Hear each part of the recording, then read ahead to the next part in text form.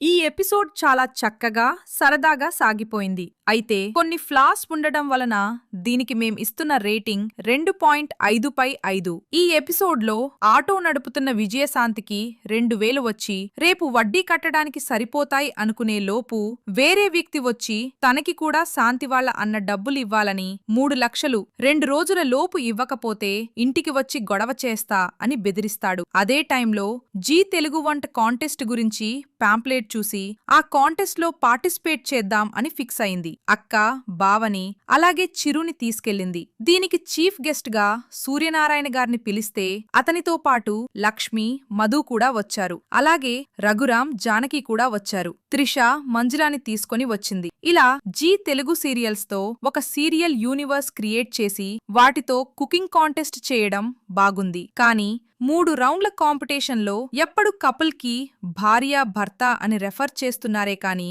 మంజుల, త్రిష భార్యాభర్తలు కాదు. వాళ్ళని పెట్టకుండా ఉంటే సరిపోయేది. వాళ్ళ వలన కథకి ఇంతవరకు ప్రయోజనం కూడా ఏం లేదు. ఈ మిస్టేక్స్ లేకుండా అలాగే కాంపిటీషన్ కి ఒక జడ్జ్మెంట్ ఇచ్చి ఉంటే బాగుండేది. అవి లేకపోవడం, ఎండింగ్ హుక్ లేకపోవడం వలన ఈ సీరియల్లో ఈ ఎపిసోడ్ కి మేము తక్కువ రేటింగ్ ఇచ్చాం.